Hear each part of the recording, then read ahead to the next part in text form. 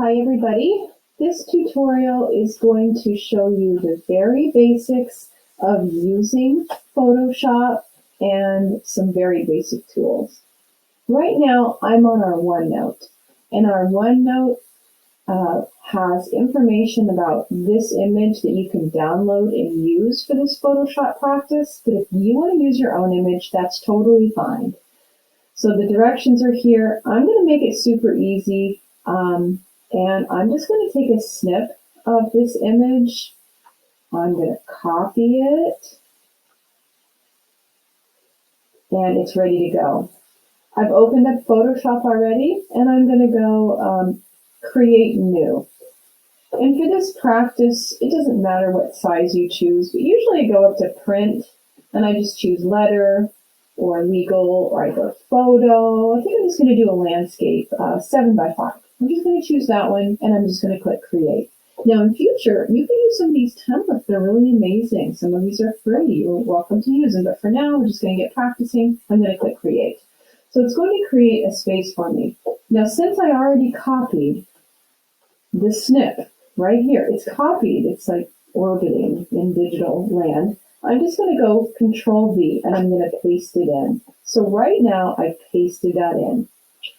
If you wanted to import an image into Photoshop, what you could do is you could go File, Open, and you could find your image that you've saved. Let's say I'm going to look on my computer and I want to save an image that I've downloaded. Wow, I've got a lot of images here. Let's say I want to use this one.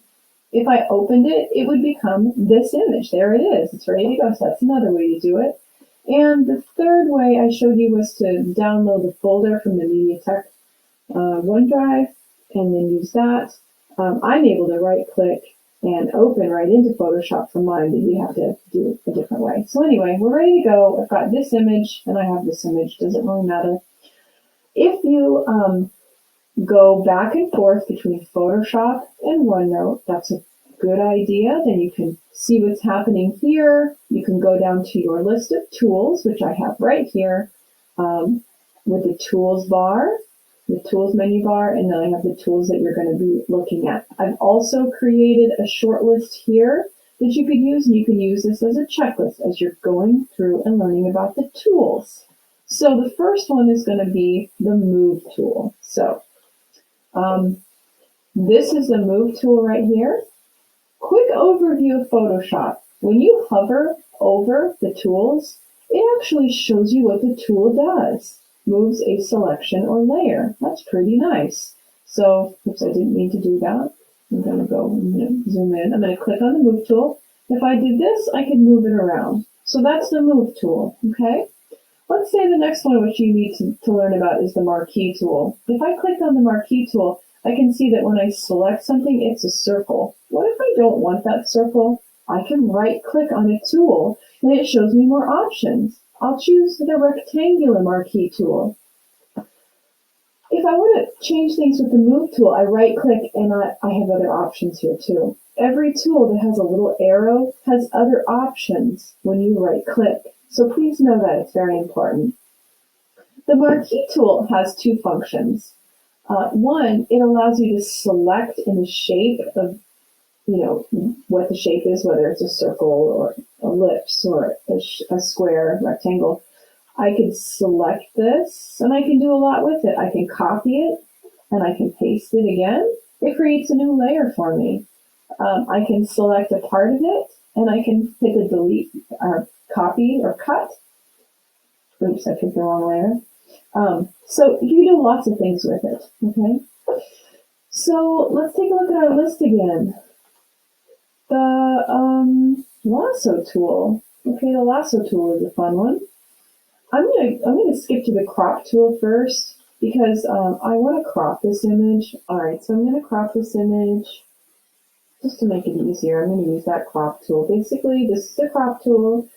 It shows up and you just drag and edit and you hit the enter key and then that's what you get. I'm going to go down to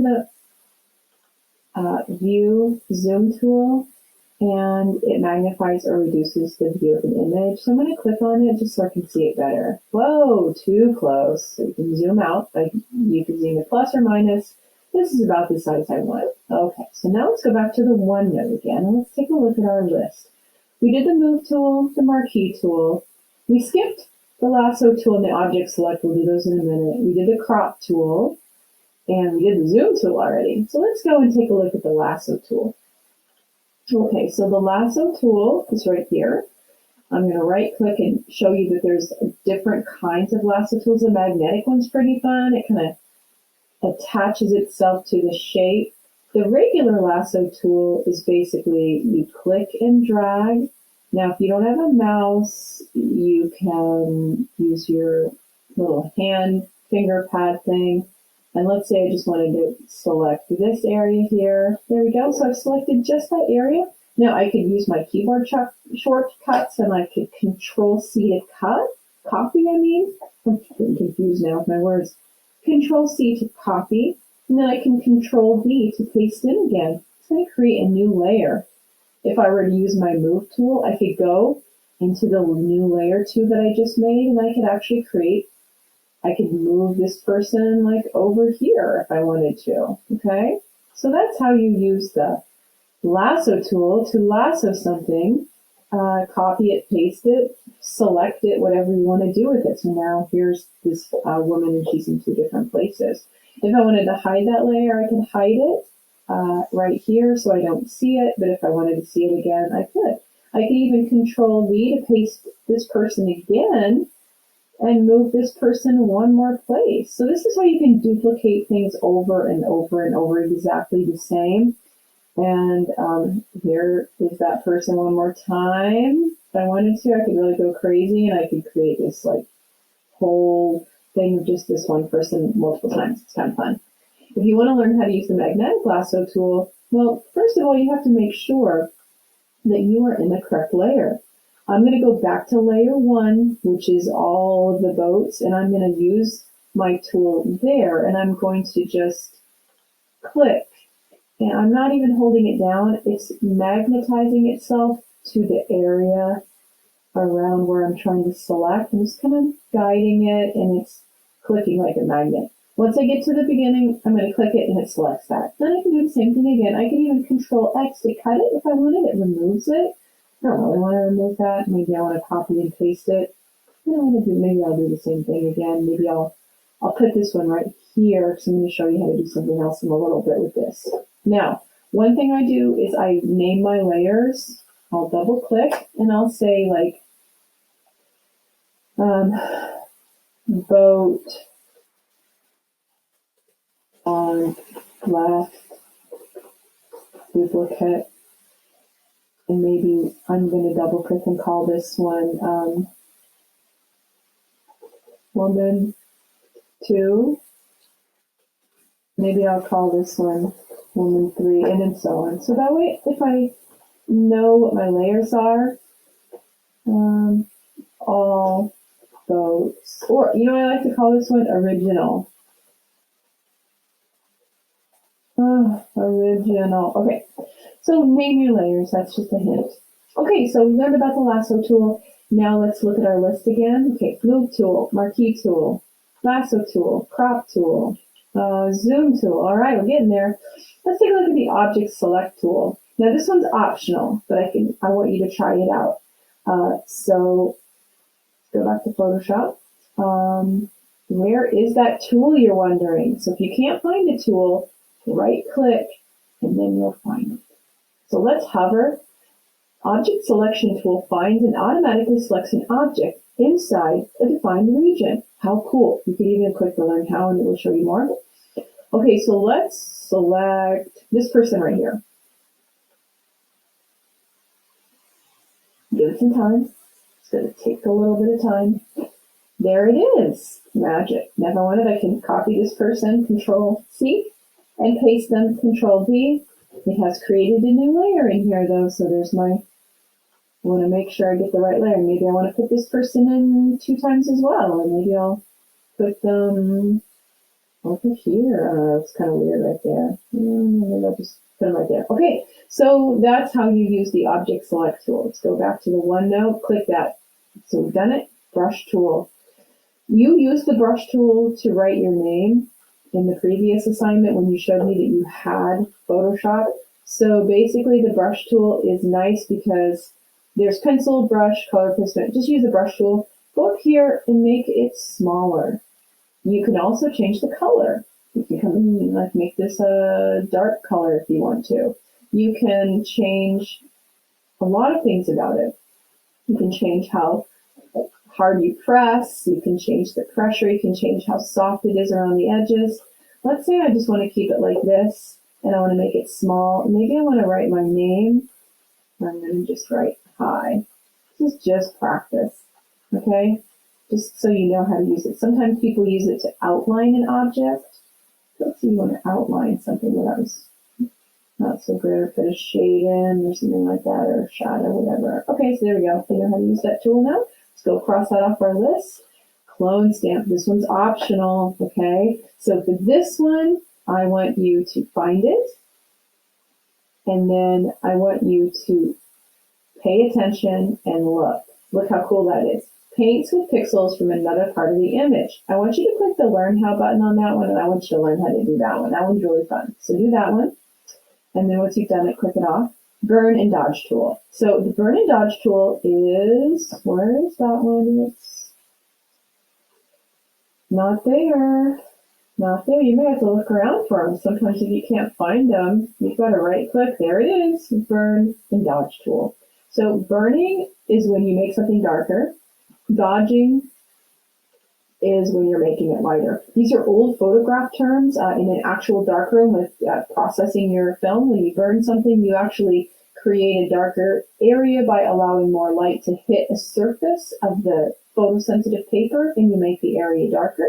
To dodge something is to cover it so that the light doesn't hit it and expose your image longer. Ooh, darkroom photography. I used to do that all the time. So let's do the burn tool first. Right here, what you'll need to do is you'll need to select the size. This is really large, and so let's make it smaller.